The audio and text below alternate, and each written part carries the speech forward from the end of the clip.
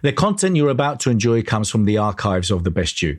We're devoted to the very best in personal development. With a magazine and resources dedicated to inspiring and changing people's lives, at The Best You, we work with the world's leading writers and trainers on the evolution of the self, and people whose journeys have been affected by their work and words. For more information, go to www.thebestyou.co. Hey, we're back and we carry on. And so many things been happening behind the scenes. We just finished with Marisa Peer, great speaker. And Gabriel Nossovitch is just about to join us. So I'm going to bring him in straight away, and then I'm going to do a very quick intro. Gabriel. Hi, Bernardo. How are you? Great. I'm very good. Glad to be here. Very good. Where are you, Gabriel? Where are you based? I'm in California, Laguna Beach, between Los Angeles and San Diego. Ah, very nice, Gabriel. I was in Santa Monica. I left a couple of months ago, and since I got here, it hasn't stopped raining. Miss it very much. It's beautiful here right now. Yeah, it's nice. Let me do a very brief intro here for Gabriel. Gabriel is the founder of several personal transformational companies throughout Latin America. Argentina Works SA in Buenos Aires, Chile Works SA in Santiago, and World Works Mexico in Mexico City. He's the co-founder of World Works Incorporation in the United States. These organizations offer personal growth and transformational seminars and sponsor large-scale community service projects aimed at raising awareness in unprivileged populations in the Americas. Mr. Nossovitch is currently the chairman of the board and a director of training for World Works Mexico and for the Nossovitch Group, a company dedicated to strengthening leadership of successful corporations throughout the world. TNG supports its clients by identifying and training pre-qualified high-level executives through a program of rigorous transformational leadership practices. Gabriel, thank you so much. We're delighted to have you here. Thank you so much. I know people are in for a treat with a lot of knowledge and a lot of information that you have. So the floor is yours. Thank you so much. Thank you, Bernardo. Welcome, everyone. I'm really excited to share with you some things that I've come to know and realize in the last 25 years. And today, I will be talking about the importance of receiving. And I think that receiving is underestimated as something that we can actually learn to develop. And so we'll go on a journey to discover how is it that most people, or many people, don't know how to really honestly receive, and they're blocking the flow of abundance and prosperity in their lives. So I'd like for you to consider for a moment that who you are is a space of infinite possibilities. Let's just call it pure space for life to manifest through you and create abundantly whatever it is that inspires you and is deeply in your heart, something that resonates with you, some higher calling. And most people, in my experience, don't even get to realize or find out what really lives in their heart as their purpose for being in life. So this is also a little bit about finding your purpose by figuring out a way to create some presence in your life and then become a conduit of this life force that actually wants to use the space that you provide to create and manifest incredible abundance and joy and love and prosperity and so forth. So if you consider for a minute that, again, who you are is quite distinct from the ego notion of you as this encapsulated ego, or the notion of you being this personality that seems to be looking from behind the face. And you think of yourself as just pure space. And that life can actually use that space to manifest through you. And there's no greater joy than to actually be used by life itself, in my experience, to achieve a purpose that perhaps you're not even aware of. So this is the journey that I'm inviting you in today. And one of the biggest blocks in my experience that people come to realize they have is not so much in their ability to give, which, has been spoken about so many times, the importance of generosity, the importance of giving, the importance of offering yourself. And so people have a sense that somehow that's really important. I have found over the years that many, many, many human beings don't realize that receiving is as important as giving. In fact, a very good friend of mine, Don Miguel Ruiz, the author of The Four Agreements, we had the opportunity to work together for a few years and did some trainings together and some events, and we got really close. And in one conversation one evening, he shared with me, he said, Gabriel, love is the balance between generosity and gratitude. And it made me think for a long time. I mean, I went to bed that night thinking, what is he talking about? I don't know what that means. But the following morning, I woke up and I had a whole vision for exactly what I'm going to be sharing with you today. Generosity being the outflow of energy and life and the giving aspect of it. And gratitude somehow was one of the key elements in the process of receiving. So I'm going to use the easel chart to illustrate some of these things, and we're going to go step by step so that you have an idea of what I'm talking about. So I'm going to adjust my camera so you can see better and you can see me. So again, consider that who you are is pure space. We're going to illustrate the space as empty space of possibility. Possibility meaning something that wants to happen that hasn't already occurred or happened. And the way that we block that is by filling up that space with stories. There are some huge stories. Stories are beliefs or fears that we create. In a moment, I will tell you how we create those stories. But if I am filled up with stories, these stories are blocking my ability. If I am a conduit for life itself, almost like a hose and life being the water running through it, these would be like stones that are blocking. So not a lot of water can go through the space that I'm providing. So most people don't even realize that they are going through life as a collection of stories. Now, let's take a moment to figure out how is it that we create stories and how is it that we identify with the stories. And we believe that those beliefs that we have, those limiting beliefs, are actually part of who we are. We're always talking to ourselves and revealing to ourselves what other stories that we're running. So consider for a moment the possibility that you don't realize how many stories are running your life. Now, how do stories get created? So we have gone through life filling up this incredible space of pure possibility with a bunch of beliefs that are born very early in life. So here's how stories get created.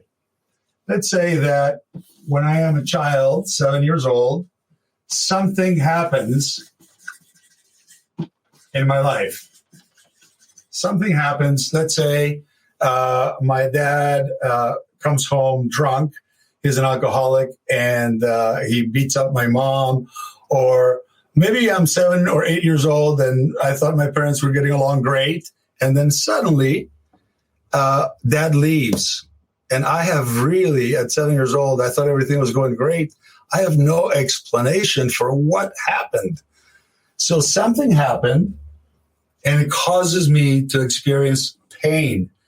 And I have no idea what happened. So at that age, armed with my limited cognitive ability, what we tend to do is we fabricate, to mitigate the pain, we fabricate an explanation, a concept, a belief, an idea that I think will protect me for the rest of my life. Something that I have to be careful with because I want at all costs to avoid the pain that this particular event has caused me in my life. Now I'm sad. I miss my dad. I don't know what happened. I have no explanation. So I end up fabricating or inventing what I call a story.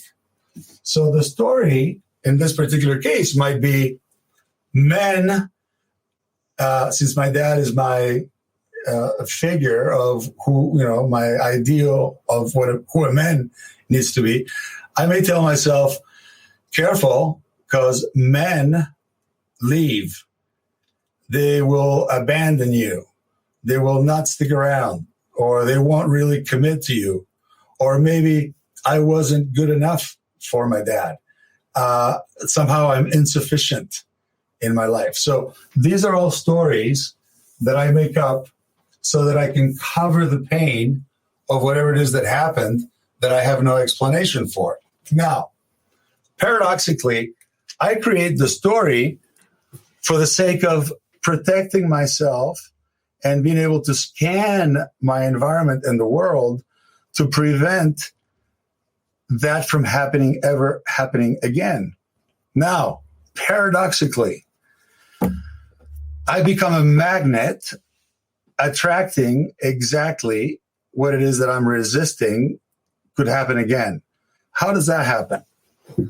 My story, essentially, or the belief that I form, is my defense mechanism, is something that I designed to be conscious of the possibility that this could ever happen again. And since I think that this is actually that protects me, I will go through life needing to preserve the story, because the story is my protective story.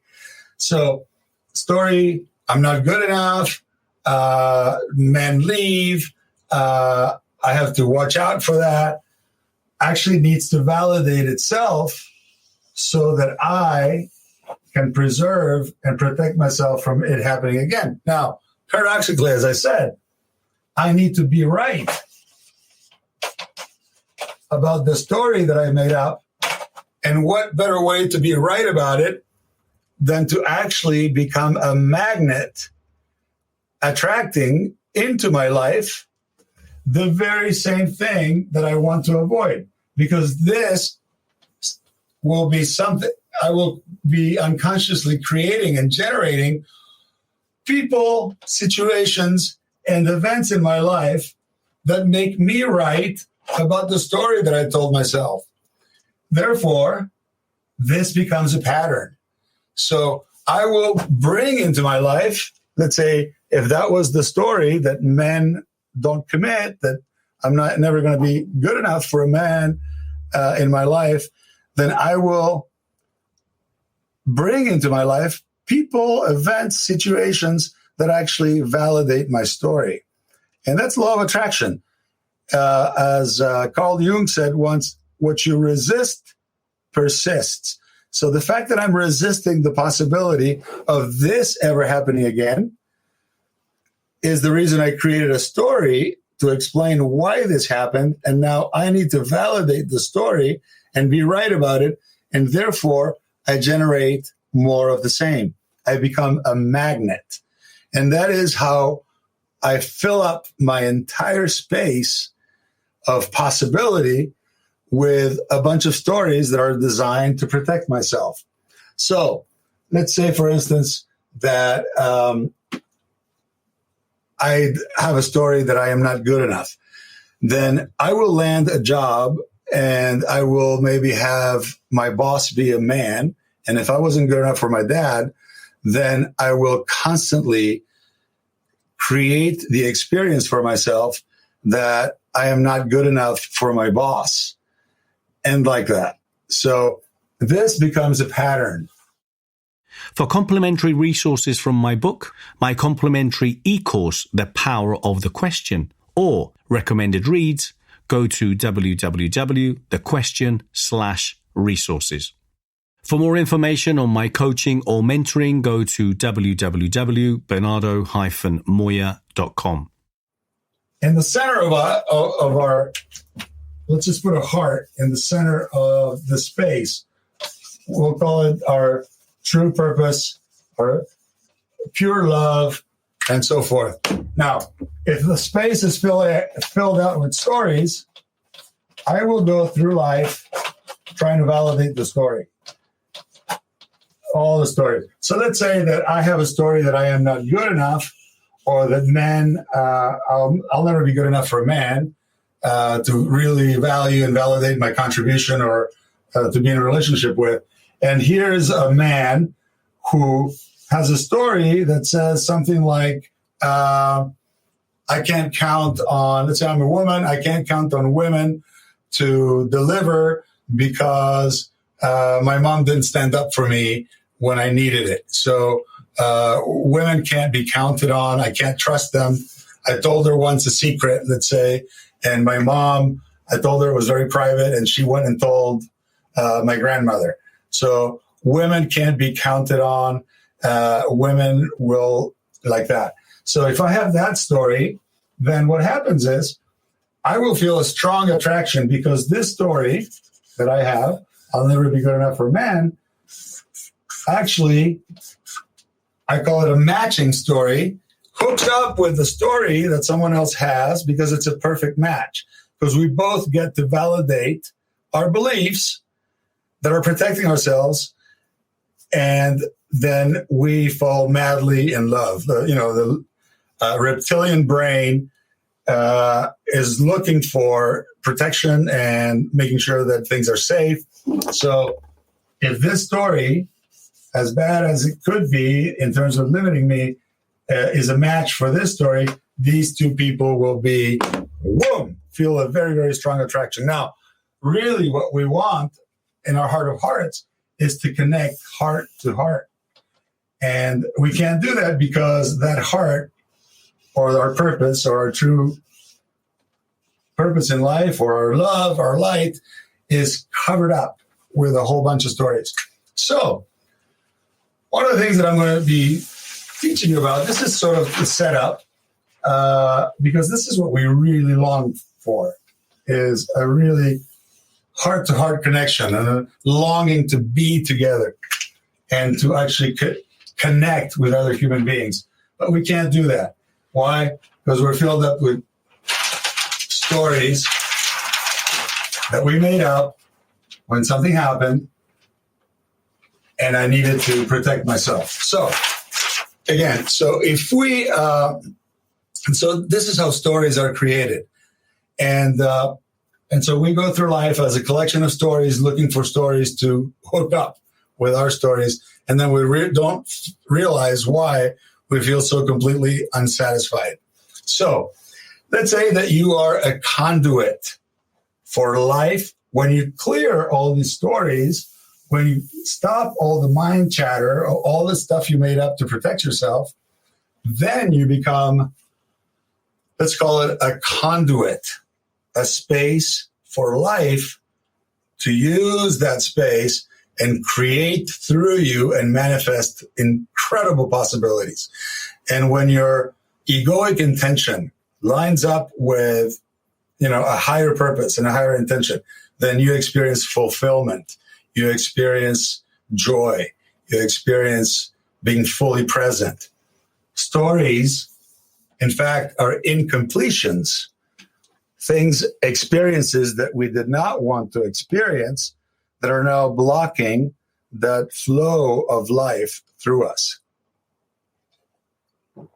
So consider that some people are great conduits because they have a lot of space. Now let's talk about how do you create space. Creating space is actually getting rid of these stories. You realize that the stories emerge because I did not want to experience something ever again because it was too painful. And so let's call that an incompletion. I did not allow the experience of whatever that event was bringing to me as a lesson or as an opportunity to grow and become more aware. I covered it up so that I didn't have to experience, and it's protecting me from ever experiencing it again. So what happens? Whatever is incomplete in our lives prevents us from being in the now, fully present. If I'm going through life scanning for what could go wrong and with fears and limiting beliefs about what is really possible for me, I will be unconsciously blocking the opportunity of being present. Let me just give you a very simple, very illustrative example. Let's say that I'm getting ready to have an incredible experience with myself. I'm rewarding myself with a bath, and I'm putting in this bath all kinds of like candles, all kinds of oils, and I am going to spend some time enjoying myself, and I'm preparing my bath. At that moment, a friend of mine calls me and says, look, I have front row tickets for your favorite singer. And not only that, we have passes for backstage, but I'm waiting downstairs because if we don't leave right now, we will miss it and we won't be able to get in. So I am so excited in that moment. I get dressed very quickly.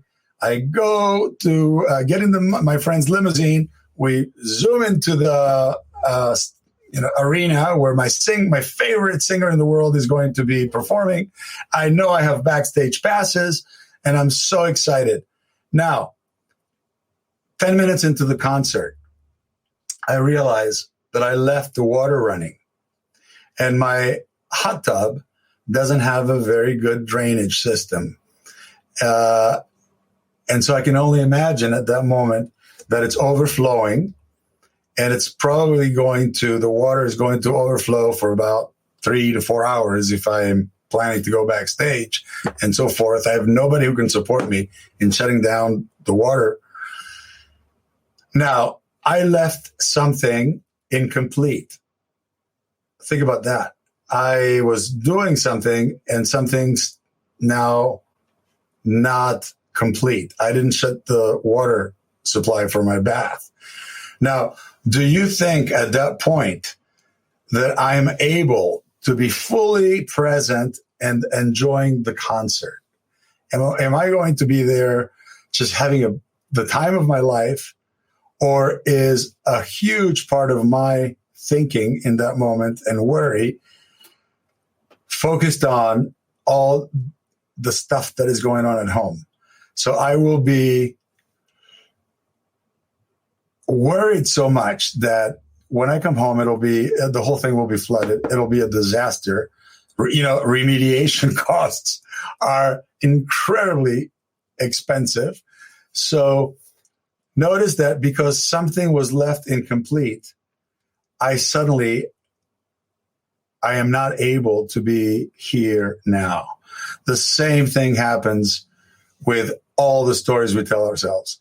Stories are incompletions.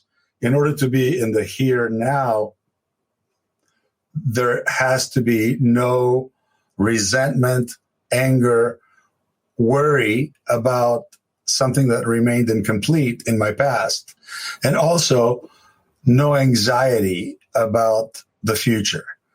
That is really, truly being present. Now, we know that any experience that is incomplete because you didn't trust ultimately the lesson that it was bringing for you is blocking your ability to receive.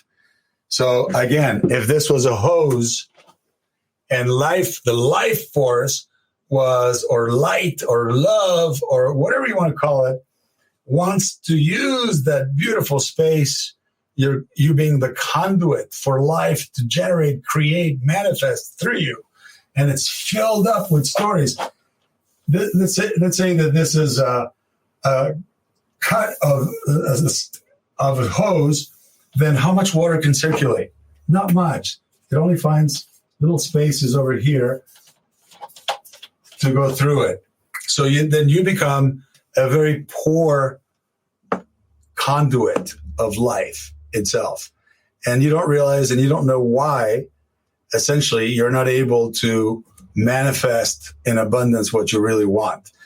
But unaware that there are so many things that are blocked. So we'll talk about how does one get rid of this in order to ultimately become a great, awesome conduit for life to create through us. And how do we line up our intention as a human being that is having this spiritual experience on earth? How do I line up my intention with whatever life wants to create or generate through me? How do I become an incredible conduit for life to create in abundance and allowing for what wants to happen to occur through my being so incredibly spacious? So if you think of life force as never being wasted and always transforming itself, let's just talk about life. Let's just say the energy of this love, light, whatnot, is circular. It keeps moving all the time and recreating and generating and transforming into the next thing, into the next thing, into the next thing. Now, if I only have, let's say, this view of life, I only can see this. Now, life is circulating this way. If I open the gates here to give, as Miguel Ruiz said, generosity, if I give of what I think I have right here, but I am not aware of the fact that I am blocking the receiving end of it, since I only see this part, I can only see that as I give, I'm being left with less than I initially had. So how do I open the gates of receiving? And this is the way that I'm setting this up to be able to explain the importance of receiving. It took me literally 25 years to get this. I started getting it when, as I mentioned, Don Miguel Ruiz said to me, love is the balance between generosity and gratitude. So I give, but if I don't know how to receive, my tank will eventually be empty. So there are many, many ways to become a great conduit for life. And there are techniques. And in fact, if you follow me on Instagram and direct message me, I will share with you a course, because an audio course that is 5 hours long, and you can do it at home with a workbook. And what is exciting about it is that I went to sleep one night and I asked myself, what would be a way to support people in shedding stories that no longer serve them, so they don't become a magnet attracting exactly what they don't want? And how do I support people in becoming extremely awesome, great conduits of life? What do I mean by conduit? Let's just give you an example. Electricity flows through different kinds of metals and so forth. So copper, for instance, is a great conduit for electricity. Electricity flows very well through, let's say, copper. Now, a piece of wood, if I plug on this end and on this end, energy source, and here another cable to read, and I put a piece of wood in the middle, wood is not a great conduit of electricity. Now, The invitation here is for you to become an extraordinary conduit of life itself. So for that, spaciousness, clearing stories allows for life to be able to manifest through you. So Miguel said to me, Don Miguel Ruiz said to me that one of the ways to open the gate, as I understood it, was with gratitude. Obviously, gratitude is when I am in the state of gratitude, then when someone gives to me and I am grateful for it, I am authentically receiving whatever it is that they're giving me. Now, it dawned on me that if I am not able to receive very well, not receiving is a form of taking, because I'm not giving the giver the opportunity to give to me. If I don't know how to receive, someone brings me, let's say, a pilot marker, and I go, oh, yeah, thanks. I am not really receiving gracefully because I'm not heart open and allowing for the gift to touch me. I'm not even present to it for whatever reason, for whatever story I'm telling myself. So developing a state of gratitude is one of the easiest ways to start opening the gates of receiving. Now, get this. If the gates of receiving are fully open, then this life force can flow through me, and I won't be attached in terms of my ability to give, because so much more is coming. It may not be coming in the exact same way of whatever it is that I'm receiving, but it's flowing through me. I'm in a state of flow in that moment. I am fully open to receive life's gifts, and I don't have any reservation about giving whatever it is that I have to give. Now, what happens in my experience is if the gates of receiving and the gates of giving through gratitude and generosity are fully open, then this life force becomes greater and greater and greater and greater because it has a free channel through me. And suddenly I realize that I am manifesting incredible results in my life. I'm looking around saying, how is it that suddenly I'm living in this multi-million-dollar home? I'm right on the beach. I have this incredible family.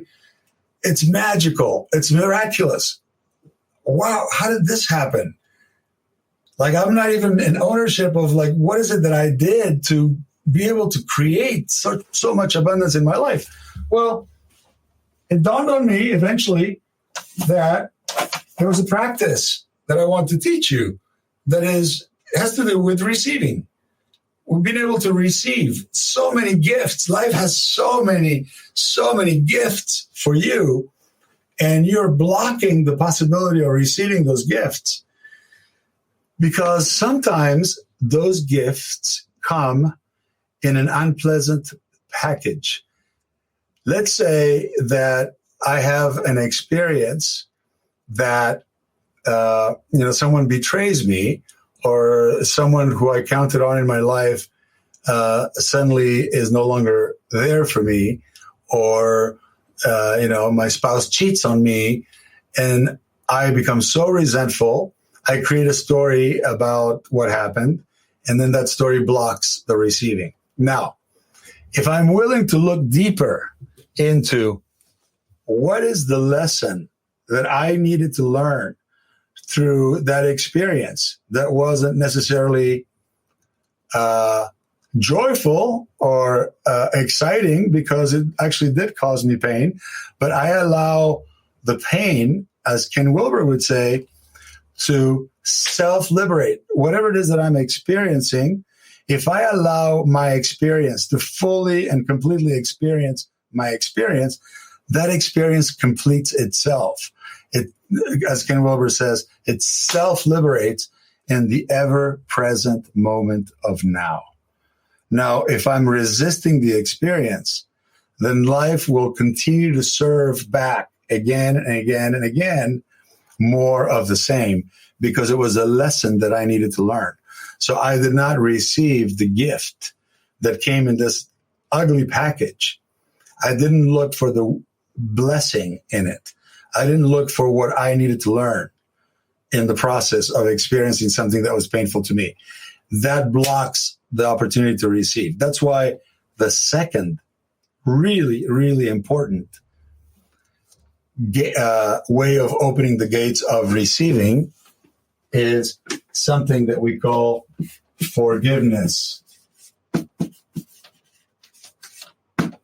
If I am not willing to forgive, then I am blocking the receiving, because my unwillingness to forgive is a function of me being right about someone else doing something wrong.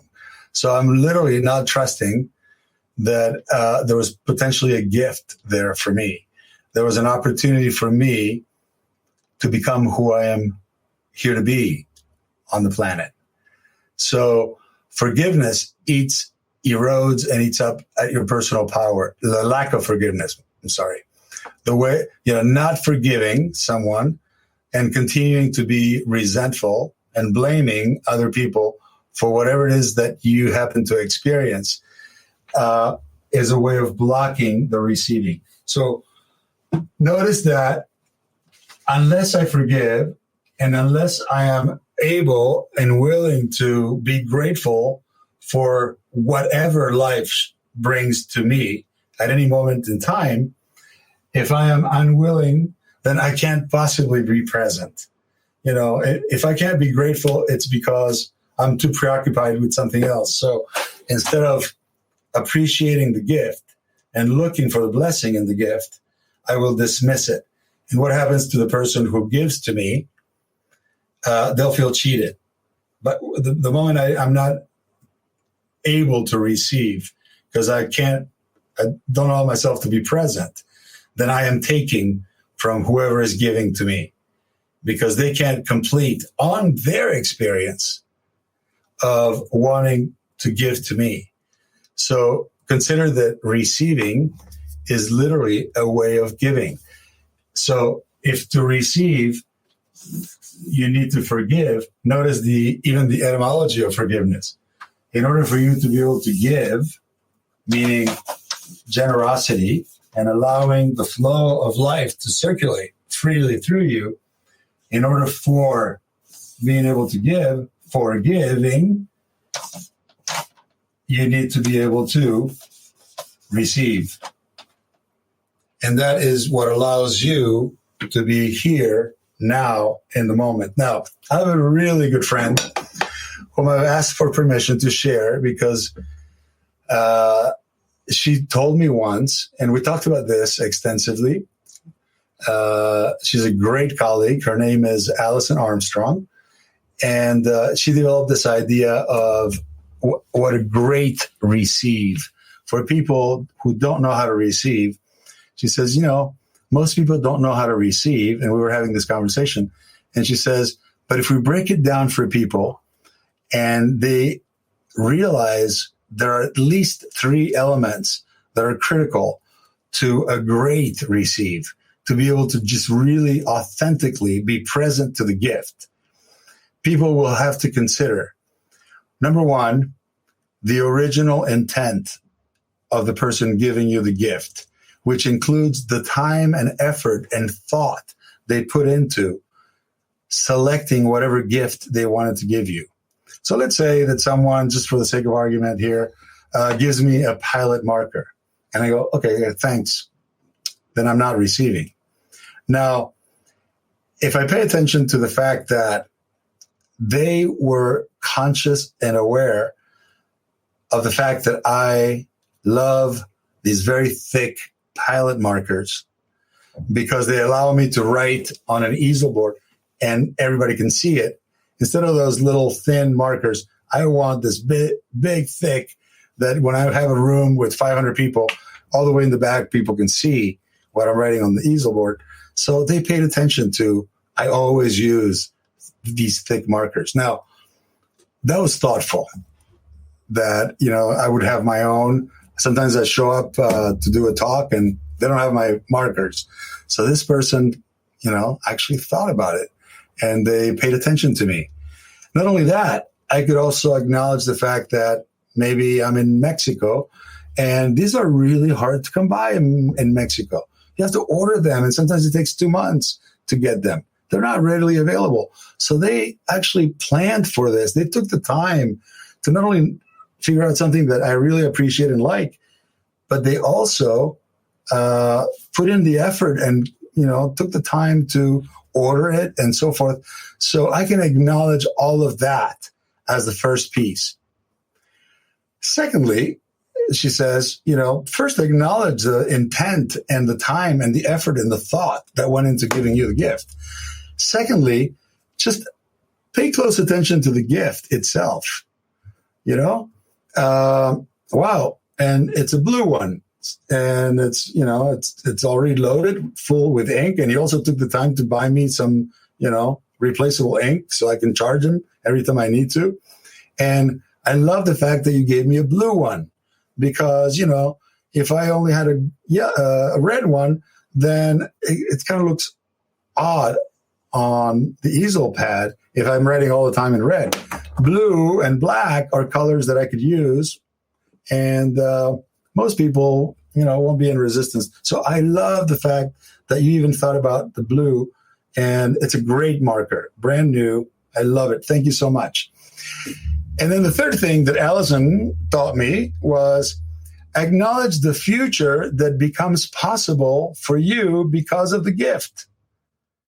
For more information on collaborating, partnering, sponsoring, supporting, or speaking at any of our events or finding out more about our legacy clubs, go to www.thebestyou.co. If you're interested in finding out more about the amazing content we have, please go to www.thebestyou.online and get your 14-day free trial now.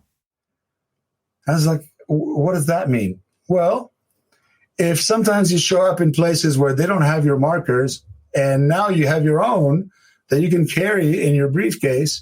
If they don't have the marker, then in the future, when you show up to do a talk and they don't have your marker, then you already have your own marker.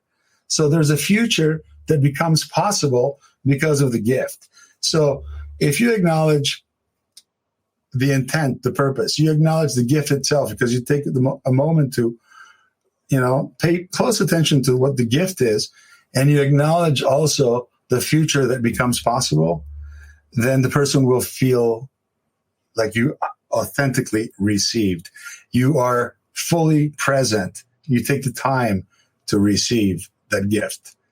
So I have developed, so you say, okay, so all I have to do in order to open the gates of receiving is to practice and nurturing this deep state of gratitude? Yes, absolutely. Easy. Something you need to do. So does that mean that it's better for me to stop holding grudges and clear my head of resentment and making other people wrong and being stuck in the past about the stuff that someone did that could have hurt me, and in my heart really forgive them? Yes. Those are two incredible tuning forks, so to speak. Those are two incredible calibration points that open wide the gate of receiving so that the abundance of life and flow can actually start manifesting and creating through you. Now, some people say, well, easy for you to say, but what if I don't feel that I really want to forgive somebody? What if someone gives me something I don't really like? Do I need to lie about it? How do I clear some of the stories that I have been repeating my entire life? How do I get rid of the stories that are like the big stories that, I still want to be right about because I felt made wrong. I felt like something happened, story. I felt like, There's a huge one here. I don't want to forgive. I don't want to yet give up. I feel like it just gives me some power. I'm protecting myself. So how do I get rid of something? I can't force myself to forgive. I can't really force myself to be grateful for something that I don't think is something that I really wanted. And so how do I get rid of those stories? How do I create space when I find myself stuck in really not wanting to forgive so much something because there's a payoff for me in being right? Obviously, there's always a payoff in being right. You know, you get to have a justification. You get to blame other people. There's some goodies attached to your unwillingness to forgive. Now, also realize that when you're not forgiving, when you don't take full responsibility for the experience, when you don't allow the experience to complete itself, when you're still holding a grudge, grabbing onto that experience, you're blocking. You're blocking your ability to manifest in abundance in your life. But if authentically you find that it's really difficult, here's where I created this audio course. Like I mentioned earlier, I went to sleep one night and I was thinking about what Don Miguel Ruiz said to me. Love is the balance between generosity and gratitude. I figured out gratitude is a function of being present. When you are fully present in the here now, then everything seems to be absolutely perfect the way it is. You're fully surrendered. You're in flow. When you're in flow, magic happens. And when your heart is fully open and you are in the here now, then you're filled with compassion. You're filled with love and all these emotions for whatever is showing up. So if someone is making a mistake, then you experience their mistake, even if it affects you, with compassion for, what could have happened to them such that they would do that. And what is the lesson for me? How can I heal that within myself, that I find myself still reactive to whatever they did, that, based on probably a story that they're validating. Maybe, she had a story that men aren't trustworthy. So I'm hurt because when I come home, she's checking all my pockets and making sure that, and then she wants to control my behavior. She calls me 10 times a day. And my experience is she doesn't really trust me. Now, if I'm resentful and reactive about that, then I haven't taken into consideration what may have happened for her such that she needs to, it's a story that she's validating. She's trying to protect herself from ever being hurt again. So I have no compassion. So I'm just purely reactive. Now, when Miguel said balance between generosity and gratitude, I went to bed that night and I said, what would be a very simple way where I can guide people through a series of processes that will actually create an opening so the story will be released. So that they can actually, if they are carrying the story, just say, I don't need it anymore. And I developed this course you can do in 3 hours, but, I suggest you take about 5 to 6 hours to do it. And if you DM me on my Instagram, I'll share with you step by step in a series of audio tracks, the steps that you can take in order to get rid of those most ingrained, difficult to get rid of stories that may be running your life that are creating havoc and chaos and drama in your life. So I will guide you in the process. And let me just briefly tell you how that works. First, I'm going to ask you about something that is so important to you, so meaningful, and so like your biggest ever dream, and that you are almost giving up because you have not been able to achieve it. And I say the only reason you haven't been able to achieve it is because there's a story blocking that possibility for you. So then we'll figure out what are the reasons and justifications that you have for why you still don't have that in your life, that big, huge, inspiring dream. Why is it not yet part of your life? Why is it impossible to have it as a content in your context? What is the context, the belief system, the box that is keeping that dream away outside the box for you? So what are the walls of this box that are protecting you and limiting you from achieving that particular result?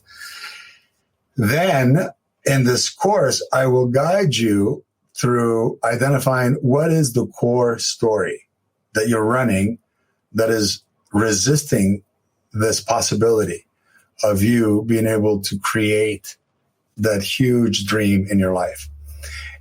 And through a series of questions and through an audio, I will be guiding you. You'll be writing in a workbook to identify the core story to the point where you are clear, completely clear. What is the story that is totally blocking you? Then after that, we'll go to the event where you generate that story so that the emotion can be released. I'll guide you through that. And then I'll give you 8 steps.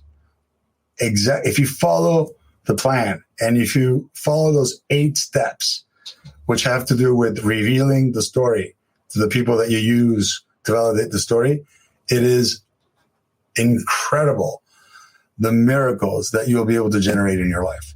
So I look forward to supporting you that way in, going through step by step in a way that you, with absolute clarity, you reveal to the people you love and to anyone around you what is the story that you are validating through them.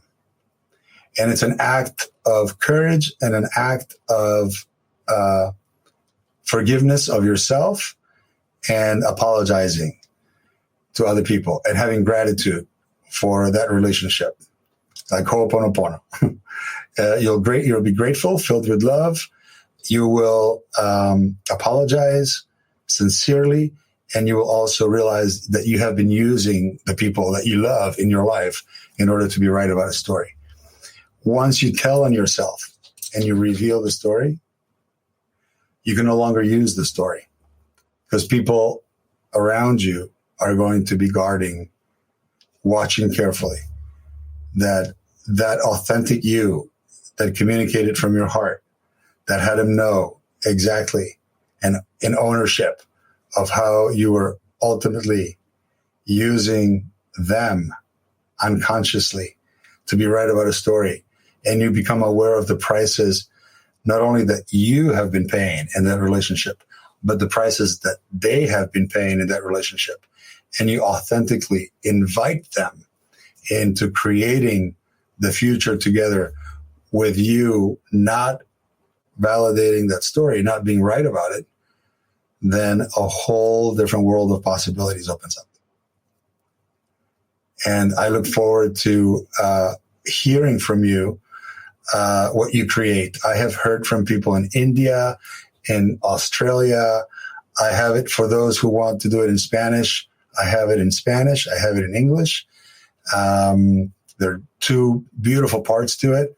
One has to do with identifying the story, getting clear when you actually created that story. The second part has to do with what is the plan for how do I tell on myself? Like, the story, we keep the stories from view.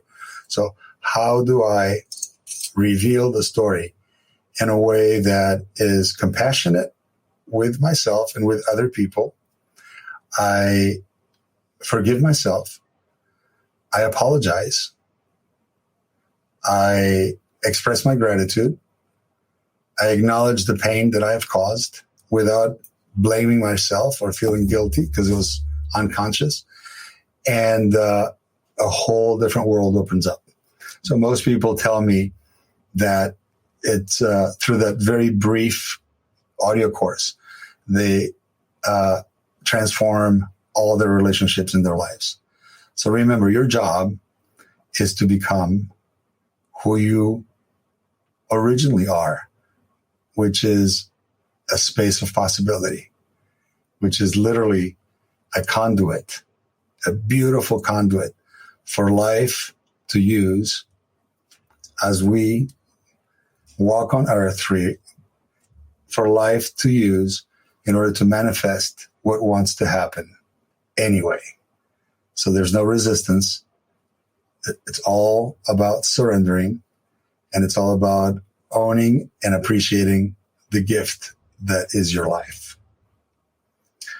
So I look forward to hearing from you, all the miracles you create, everything that transforms as a result of you endeavoring, working joyfully, opening up space and becoming spacious. You know what I mean by spacious? When you're around somebody who has no judgment about who you are whatsoever, and you feel free to just be your authentic self, I call those people spacious. And if you become spacious by shedding all the stories that are blocking your ability to just be the container, to be fully surrendered to whatever wants to happen, loving what is, as Byron Katie would say, really surrendered to the here now, then you will be generating miracles, and people around you will transform in a way that will mesmerize you. You'll just go, this is a completely different dad. My son is being in a way that I was never able to see before. In fact, won't be surprised if you feel emotions come up as these miracles start occurring all around you, because you became so spacious and so surrendered and have fully engaged the flow. Thank you so much for the opportunity to speak with you and share these thoughts and ideas that may serve you and support you in creating the life of your dreams. Well, thank you so much. I'm sorry Bernardo's not here. He's on another link, but you are amazing. Thank you. Your stories are amazing, and what you shared just really touched me. So thank you so much for showing up with us today. Thank you so much. Thank you for the opportunity, and I look forward to sharing some more in the future.